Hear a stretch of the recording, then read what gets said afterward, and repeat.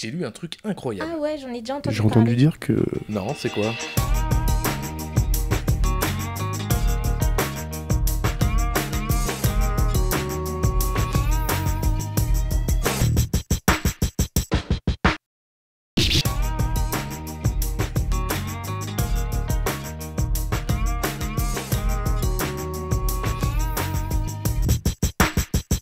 Gérald Bronner, bonjour. Bonjour. Alors vous êtes sociologue au sein de l'Université Diderot à Paris. Alors c'est vrai que vous avez un franc-parler qui des fois bouscule un peu les idées reçues. Alors moi j'aime bien vous recevoir. Et ma première question est la suivante. Vous parlez souvent en disant que le vraisemblable aujourd'hui a pris le dessus sur le vrai. Qu'est-ce que vous entendez par cela ? C'est tout simplement que le vraisemblable, en quelque sorte, est plus simple et moins coûteux intellectuellement que le vrai. Donc sur un marché de l'information, par exemple Internet, qui est totalement dérégulé, il est évident que, toute chose égale par ailleurs, on va avoir tendance à aller vers la facilité intellectuelle plutôt que vers des choses qui notamment, par exemple, contredisent les croyances que nous avons déjà. Nous allons souvent être victimes du biais de confirmation. Nous cherchons des informations qui vont dans le sens de nos croyances préalables. Puis nous cherchons aussi des informations qui vont être spectaculaires du point de vue du fonctionnement de l'esprit, qui mettent en avant des dangers, des risques par exemple, et nous mémoriserons beaucoup plus cela. De sorte qu'en effet, sur un marché qui est devenu très très fluide, eh bien, on constate sur bien des sujets que le vraisemblable l'emporte trop souvent sur le vrai.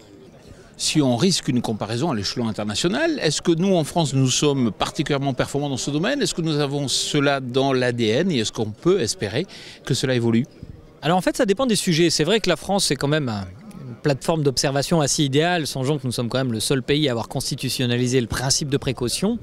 Alors il y a un autre pays en Amérique du Sud qui a inscrit le principe de précaution, mais pas vraiment dans sa constitution. Donc nous sommes un peu leaders sur la question de la peur en fait et de la précaution. Mais d'un autre côté, je le disais, ça dépend des sujets. Quand on regarde les enquêtes européennes, les observatoires de la perception des risques, on s'aperçoit qu'il y a des spécificités nationales. Par exemple, nous sommes moins riscophobes sur la question du nucléaire que nos voisins allemands. Mais en revanche, nous sommes plus sensibles que d'autres pays sur la question des OGM, la crainte des ondes, etc. Bon, avant, il y avait 20 ou 30 000 journalistes à qui il fallait éventuellement faire comprendre qu'il ne fallait pas parler uniquement des peurs, mais aussi des bénéfices dans les différentes actions. Aujourd'hui, il y a Internet, on voit que c'est un outil qui est puissant. Est-ce que vous pensez que, pour vous, c'est plutôt une chance pour faire émerger des avis différents ?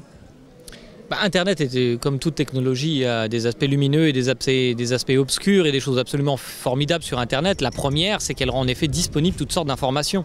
Je n'ai plus besoin d'aller à la bibliothèque universitaire en tant que chercheur pour trouver instantanément toutes sortes d'articles, etc. Donc c'est une formidable chance. Et je ne l'oublie pas, évidemment, il y a des travaux comme Wikipédia, des travaux collaboratifs ou le site Foldit, par exemple, etc., qui ont apporté vraiment beaucoup de choses intéressantes. Mais d'un autre côté, une fois qu'on a dit ça, on ne doit pas s'interdire non plus de faire un diagnostic qui peut être sévère dans certains cas. Parce que s'il y a bien une sagesse des foules, il y a aussi une déraison des foules. Et en particulier parce que quelquefois, nous avons tendance à focaliser notre esprit ou à nous exprimer publiquement inspirés de mauvaises intuitions. Nous ne sommes pas toujours de bons calculateurs, par exemple en matière de statistiques, en matière de perception des risques. Quand il s'agit, comme vous l'avez dit tout à l'heure, d'évaluer la juste balance entre les coûts et les bénéfices, nous ne sommes pas toujours performants. Et comme nous ne sommes pas toujours performants, nous avons des intuitions. Parce que c'est ça le problème, c'est que nous croyons savoir. Et vous savez que disons que l'ignorance est moins dangereuse pour la connaissance que l'illusion de savoir. Est-ce que créer Internet, c'est quand même une illusion de savoir permanente. Nous avons toujours l'impression de savoir un peu les choses. Ça crée une société de demi-savants. Et à ce titre d'ailleurs, les Français ne se méfient jamais autant de la science et de l'innovation technologique que quand ils croient la connaître. C'est particulièrement vrai pour le sujet du nucléaire ou des OGM.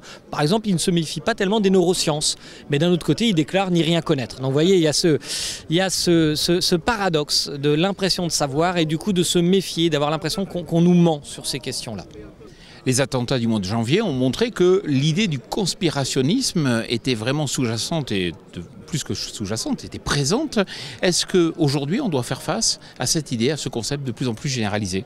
Oui, malheureusement, les théories de la conspiration, comme par exemple la crainte du vaccin ou toutes sortes d'autres croyances, ont tendance à se répandre, à bénéficier de cette dérégulation du marché de l'information, pour pas mal de raisons. D'abord parce qu'auparavant, elles ont toujours existé, ces théories, mais elles étaient confinées dans des espaces de radicalité. Et Internet, en ouvrant grand les portes du marché public de l'information, a permis à ces théories d'essaimer au-delà de leur espace naturel de radicalité. Et puis, Internet fournit, en quelque sorte, une aide technique à ces théories. L'affaire de Charlie Hebdo que vous évoquez est particulièrement intéressante puisque j'ai spécifiquement compté le nombre d'arguments en faveur de la théorie du complot. Le 7 janvier, le jour des attentats, j'ai compté déjà 27 arguments en faveur de la théorie du complot. Et en quelques jours, il y en avait plus de 100. Parce que c'est un travail collaboratif. Les uns allaient fouiller dans les photos et avaient l'impression que les rétroviseurs changeaient de couleur. Les autres trouvaient que François Hollande était arrivé trop tôt sur les lieux, etc. C'est un travail en essaim, en quelque sorte. Et vous voyez comment l'intelligence collective, là, dans ce cas de figure, se met en quelque sorte au service de la déraison. Il est évident qu'un produit, une idée, une croyance qui peut s'adosser à une centaine d'arguments est plus performante qu'une croyance qui s'adosse à 1 ou 2 arguments seulement. Donc vous voyez comment cette dérégulation, elle a aussi profité à la plus grande performance de la crédulité. Et s'il y a lieu de s'inquiéter, c'est parce que ces croyances sont quelquefois loufoques, mais quelques autres fois, et assez souvent, même assez systématiquement, elles pointent du doigt les décideurs, qu'ils soient politiques ou par exemple l'expertise scientifique, en considérant que tout ce monde-là complote dans l'ombre pour nuire à la santé publique, à l'équilibre international. Bref, elles donnent une vision manichéenne, elle a aussi vraisemblable, mais pas vraie la plupart du temps, de l'histoire du monde.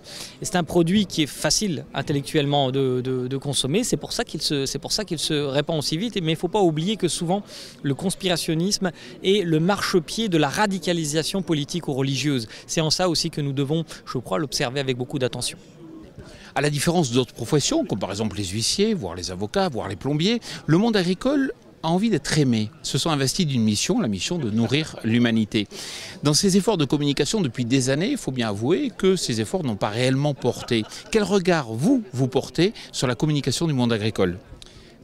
Je dirais d'abord que les agriculteurs ont quand même cette chance de ne pas être trop dépréciés dans l'opinion publique.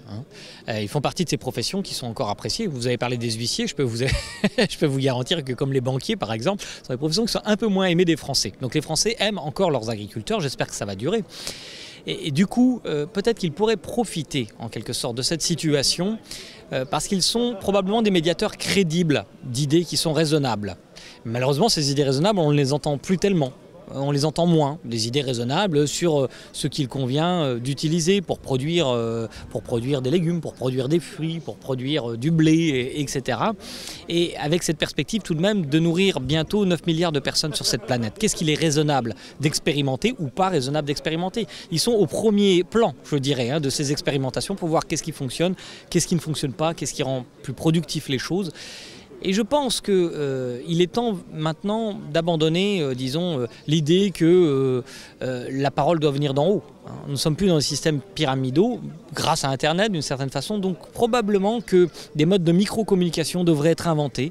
Et les agriculteurs, comme d'autres, comme les médecins, comme toutes sortes de professions d'ailleurs, tout individu devrait s'y coller en quelque sorte. S'y coller, ça veut dire quoi? Ça veut dire consacrer un peu de son temps, je sais pas, un quart d'heure par semaine, à aller sur les réseaux sociaux, sur les forums pour défaire les idées fausses, voire loufoques et quelquefois dangereuses qu'on peut entendre à peu près sur tout et n'importe quoi dans leur domaine de compétences bien entendu.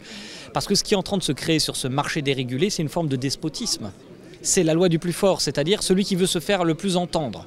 Et celui qui veut se faire le plus entendre, c'est souvent celui qui est le plus motivé. Et malheureusement, ceux qui devraient se faire entendre ne sont pas assez motivés pour se faire entendre. Il ne faut jamais oublier que le despotisme, c'est toujours profiter de l'apathie des gens de raison et de bien. Gérald Brunner, merci beaucoup. Merci à vous.